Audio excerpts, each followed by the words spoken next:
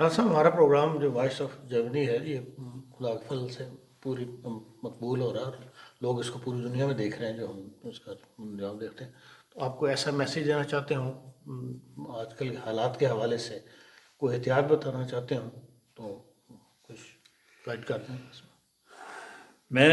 میری تو نہایت درد مندانہ درخواست ہے کہ آپ لوگ اپنی صحت کا خیال رکھیں، اور اگر دوائی کھانی ہے تو صرف ہومیوپیتھی یا آیورویدک.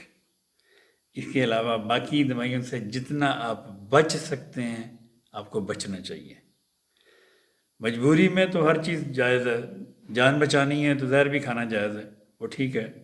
لیکن اگر آپ نے کوئی علاج کروانا تو اگر آپ کو ہومیوپیتھی دوائی 5 سال بھی کھانی پڑے تو آپ کھائیں، اللہ تعالیٰ آپ کو شفا دے گا. کیونکہ ایلوپیتھی میں کوئی کیور نہیں ہے. وقتی شفا، وقتی طور پہ بندہ ضرور ٹھیک ہو جاتا ہے، لیکن کیور کوئی نہیں ہے. ہومیوپیتھی میں اللہ کے فضل سے کیور.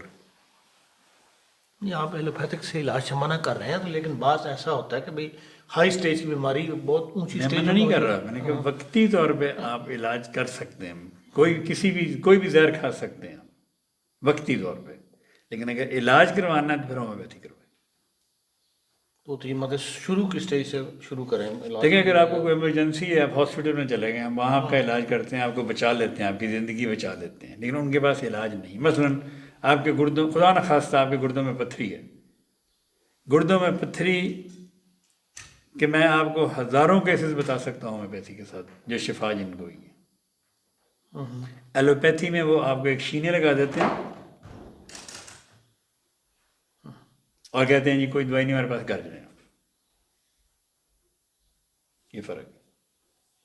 میں منع نہیں کر رہا، جی جی. ایمرجنسی میں جانا چاہیے، ایمرجنسی میں ضرور، ایمرجنسی میں وہ جو ادویات ہوتی ہیں وہ کھانی چاہیے. میں علاج کی بات کر رہا ہوں، علاج جو ہے وہ آپ ہومیوپیتھی کریں.